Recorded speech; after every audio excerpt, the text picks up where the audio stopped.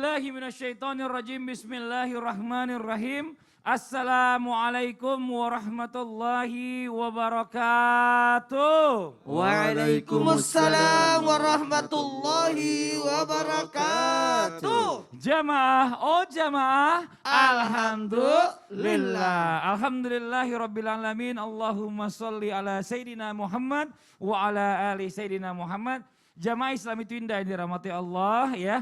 Saya mau nanya nih, gimana selama ini sudah menikmati sholatnya atau belum? Masya Allah ya. Ada yang jawab sudah, ada yang jawab masih ragu-ragu, ada yang bilang kayaknya saya belum dapat nih. Jujur ya, kalau kita mau jujur semua orang pasti pernah merasakan hal yang sama. Ya namanya sholat pengen buru-buru lah, karena mikirin habis ini mau itulah, mau inilah, segala macam lah. Nah tapi katanya gini nih, ada cara-caranya untuk biar kita ini bisa menikmati sholat. Nah apa saja itu?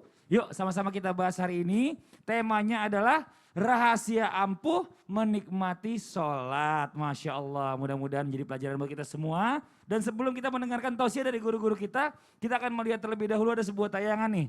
Tentang wanita yang sholat di puncak Gunung Slamet. Ini dia tayangannya. Ilahi lastu lil firdausi ahla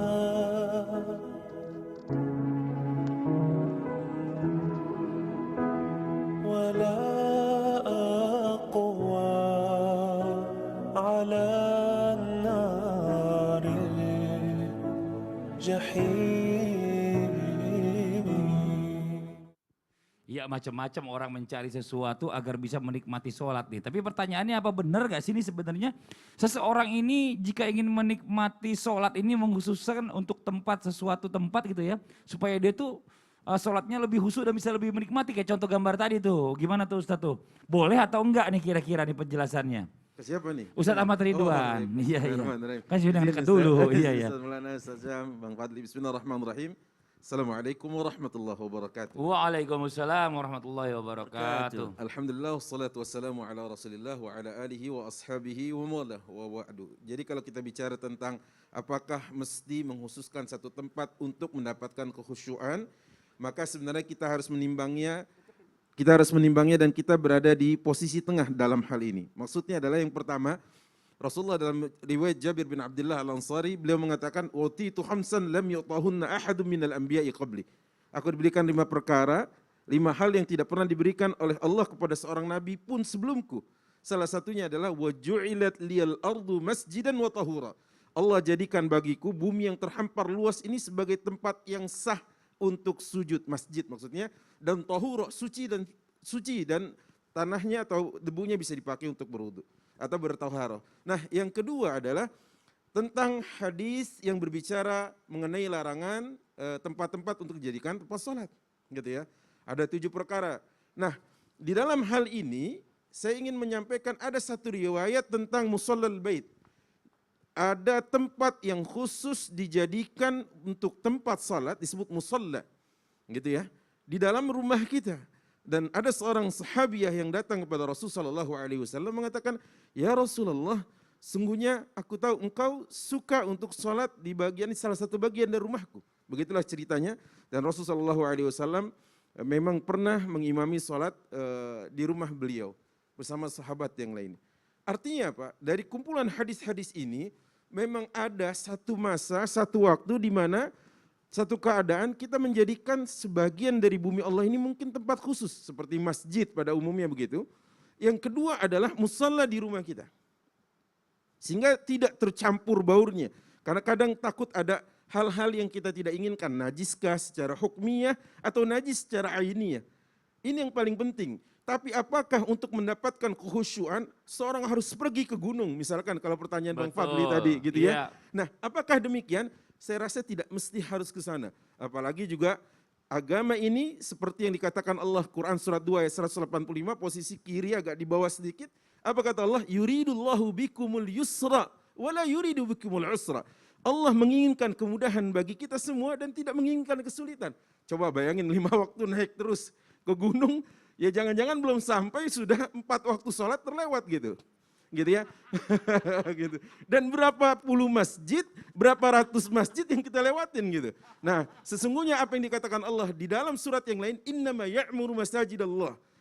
Allah menjamin orang yang beriman kepada Allah dan hari akhir di antara ciri dan tandanya memakmurkan masjidnya. Bukan kemudian lantas pergi ke Gunung Selamat, ke Gunung Lawu dan sebagainya. Tapi kita perlu apresiasi apa yang dilakukan oleh wanita tadi. Seperti itu aktivitasnya dalam tadabbur kepada alam ini, tapi tetap dia masih menjaga salatnya di ketinggian tertentu tadi. Gitu maksudnya. Masya Allah. Jadi memang nggak harus juga yang jauh-jauh. Kalau memang kebetulan dia kayaknya kalau kita ambil positif thinkingnya, dia kebetulan lagi daki gunung. Dia emang lagi daki Ada gunung. waktu sholat, Betul. dia Saya sholat waktu gitu ya. di Betul. Mekah, Iya. pergi ke Gua Hira. Nah. Salat subuhnya di atas. Di Gua Hira. atas. Kebetulan Tapi kita sekalian. berangkat jam 1. Makanya. Sampai ke atas juga jam 4. Jadi Masya pas banget Allah. subuh. Pas Nah sekarang banget. Ustadz Maulana gini nih sekalian Iya. Ustadz Maulana, kita banyak dengar orang yang meninggal nih Masya Allah luar biasa Iya. di dalam sujudnya atau lagi dalam sholatnya. Nah ada yang pernah saya dengar katanya gini, untuk salah satunya nih Bang Fadli kalau seandainya mau sholatnya khusyuk, berpikirnya kita tuh adalah ini ada sholat terakhir kita. Bagus. Kata supaya kita tuh benar-benar menikmati sholat kita karena seolah-olah ya jangan-jangan gak ketemu lagi sholat yang lain. Nah ini bagaimana nih Pak Ustadz, apakah benar ungkapan seperti ini? Mau izin penjelasannya, silakan Ustadz Maulana. Terima kasih banyak. Tafadhol Ustadz. Mas Fadil. Izin Ustaz Air, izin Ustaz Sam. Bismillahirrahmanirrahim. Assalamualaikum warahmatullahi wabarakatuh. Waalaikumsalam warahmatullahi wabarakatuh. Jamaah. Yeay. Oh jamaah. Yeay. Alhamdulillah. Alhamdulillahirrabbilalamin. Allahumma salli ala Sayyidina Muhammad wa ala Sayyidina Muhammad. Satu bentuk pujian dan rasa syukur kita 25 Sya'ban hari ini. Mudah-mudahan kita diberikan keberkahan 4 hari menuju bulan suci Ramadan. Maka untuk itu menarik sekali tema kita hari ini. Cara ampuh menikmati salat. Menikmati salat. Salah satu bentuk kenikmatan menikmati salat membayangkan bahwa salat ini adalah salat terakhir dan ini tepat. Kenapa? Karena tidak ada jaminan kita masih dapat salat berikutnya dan bisa jadi ini adalah salat terakhir kita. Rasulullah SAW bersabda, ingatlah kematian dalam salatmu karena jika seorang mengingat mati dalam salatnya maka ia akan memperbagus salatnya. Bisa jadi ini adalah salat terakhirku. Dan ketika sudah masuk waktu salat, langsung cepat-cepat. Karena tidak ada jaminan kita masih hidup mendapatkan jam 2, jam 3. Karena kadang-kadang gini, salat duhurnya jam 2 masih bisa. Setengah 3 masih bisa. Jam 3 masih bisa. Kan sekarang asarnya kan jam 3 lewat 14. Tidak bisa begitu. Ada jaminan enggak? Maka salatlah seperti salatnya orang yang tidak akan menyangka bahwa ia masih punya kesempatan melakukan salat yang lainnya. Jadi seperti itu. Makanya banyak orang menyepelekan salat karena menganggap usianya masih panjang. Sebentar aja salat isyanya masih panjang ke waktunya. Ada jaminan Anda masih dapat. Itu pertanyaannya.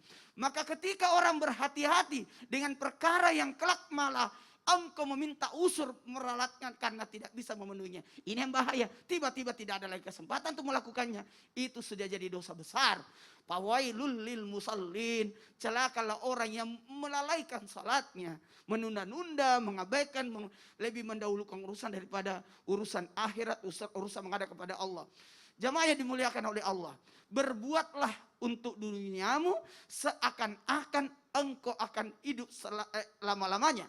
Dan sedangkan berbuatlah untuk akhiratmu seakan-akan engkau akan mati esok. Jadi kalau urusan akhirat seakan-akan kita mati besok. Tapi kalau urusan dunia kita seakan-akan mau hidup selama-lamanya. Supaya kita ada motivasi untuk melakukan banyak hal. Masya Ini target saya, tahun ini target saya. Tahun depan Ustaz Sam sudah punya anak. Tahun Amin. depan lagi anaknya gini dan gitu Amin. dan gitu. Sehingga Ustaz Sam lebih berhati-hati, lebih bersungguh-sungguh. Cicilan mobil sudah lunas. Dikit lagi. Sedikit lagi. Rumah belum selesai. Belum. Harus selesaikan. Jadi jangan macam-macam. Tapi pertanyaannya gini, apakah orang yang meninggal pada saat sholat itu dipastikan husnul khotimah? Jelas satu, dia dalam menghadap kepada Allah. Innamal amalu bil hawatin. Sungguh amal itu tergantung dari terakhirnya. Ketika dia salat lalu meninggal, maka nilai kematiannya adalah nilai orang salat sampai dibangkitkan. Allahu Masya Allah. Akbar. Ini hebat. Jikalau kita berada di tempat maksiat, kata Nabi Musa alaihissalam, saya tidak akan berada di tempat maksiat. Kenapa? Auzubillah min Tidak, dzalik. jangan sampai saya dicabut nyawa saya di tempat maksiat.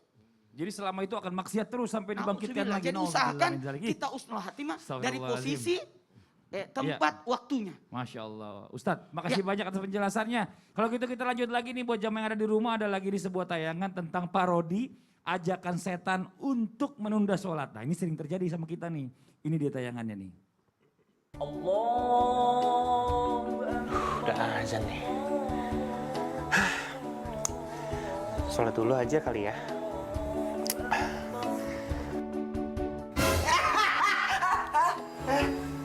Suara siapa sih? Ngagetin banget. Cuekin deh. Tuh, kayak sholat nih. Sholat aja dulu kali ya. Jangan. Istirahat dulu aja. Santai, ya. Ada minum. Cek dulu aja HP-nya. Ya. Nih, SMS nih. Nah, ini siapa tuh? Suci. Tuh, Suci terus Surapati, Ya, Juanda. Jalan dong, bapaknya so aja. Balas SMS dulu deh. Balas. Siap. Oh, Pak. Panjang Santai aja. Nyender, santai. Masih lama. Iya setannya. Saya tahu endingnya itu pasti jatuh kali. Iya. Agak cucok setannya ya. Oke. Kalau gitu nih Ustaz Syam nih pertanyaannya banyak nih Ustaz Syam nih. Banyak orang yang sulit menikmati sholatnya. Mungkin karenanya kita tuh sering menunda-nunda waktu sholat. Biasanya kan kalau misalnya azan gitu ya kan, orang lagi azan itu kita dengerin azan, kita jawab, habis selesai azan kita langsung sholat. Itu makanya kita bisa menikmati. Tapi bagaimana, mohon maaf nih, jika mungkin pas lagi kita kerja ya kan, kita mau sholat tepat waktu tapi dari atasan bilang, entar aja, ini kerjaan selesaiin dulu. Kalau udah selesai baru bisa sholat gitu. Nah ini bagaimana nih? Kalau kita nggak menolak kalau kita nggak ngikutin, ntar kena SP lagi, dipecat lagi. Mau izin penjelasannya Ustaz Syam, tafadhol. Bismillahirrahmanirrahim. Tabi guruku Ustaz Maulana, Ustaz Ahmad Ridwan, Mas Fadli, serta guru-guru kami yang dimuliakan Allah Subhanahu wa taala.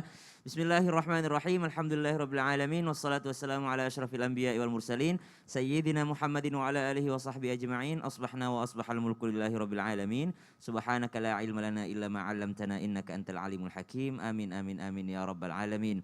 Berkata baginda Nabi SAW dalam sebuah riwayat, awal waktu akan mendapatkan ridwanullah, akan mendapat keridhaan Allah. Tapi di akhir waktu akan mendapatkan apa? Afun, akan mendapat ampunan dari Allah Subhanahu wa taala. Jadi mau di awal waktu ataupun di akhir waktu, maka dua-duanya mendapat sesuatu dari Allah Subhanahu wa taala. Namun tentunya ada yang lebih utama. Jadi waktu sholat itu sama ulama dibagi-bagi. Ada waktu utama, kemudian waktu pilihan, ada waktu boleh, ada waktu makruh, ada waktu haram, ada waktu darurat, ada waktu uzur. Sama ulama berbeda-beda pemilihan waktunya. Yang mana ternyata yang disebut dengan waktu utama, apakah habis azan langsung sholat? Ternyata menurut para ulama waktu utama adalah di mana ketika orang itu hendak melaksanakan sholat, mereka sempat untuk melaksanakan pengantar-pengantar sholat. Nah itu yang disebut dengan waktu utama. Jadi yang mana disebut waktu utama? Ketika seseorang sempat untuk melaksanakan qobliyah. Ketika seseorang sempat untuk menjawab adzan. Ketika seseorang sempat untuk yang namanya berwudu, ketika seseorang sempat untuk menunggu jamaah, ketika seseorang sempat untuk berjalan ke masjid, itu yang disebut dengan waktu utama. Bukan berarti pas adzan langsung sholat sendiri rumahnya. Mana utamanya? Anda tidak melaksanakan pengantar-pengantarnya. Belum tentu orang yang pas adzan langsung sholat disebut waktu utama. Kenapa? Karena tidak melaksanakan pengantar-pengantarnya. Maka para ulama juga menyimpulkan, oh kalau begitu lebih baik mengakhirkan sedikit untuk menunggu jamaah dibandingkan pas masuk waktu tapi sendirian.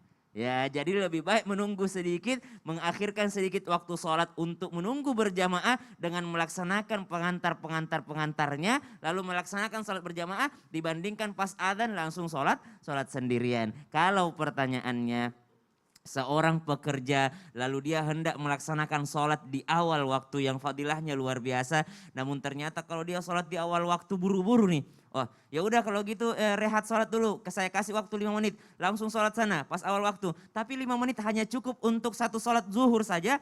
Dibandingkan menyelesaikan dulu meeting. Namun ketika selesai meeting dia sempat untuk sholat qobliyah. Dia sempat untuk sholat ba'diyah. Dia sempat untuk wirid dulu, zikir dulu dan berdoa. Maka itu lebih utama menyelesaikan meetingnya dulu untuk berjamaah dan melaksanakan pengantar-pengantarnya. Kesimpulannya adalah waktu utama bukanlah waktu adzan langsung sholat, tapi waktu utama adalah di mana seseorang itu duduk menunggu waktu sholat dan di mana dia menyiapkan persiapan-persiapannya. Subhanallah. Namun terkadang kita sempat dalam pekerjaan, kita sempat ada coffee break. Kenapa enggak ada prayer break?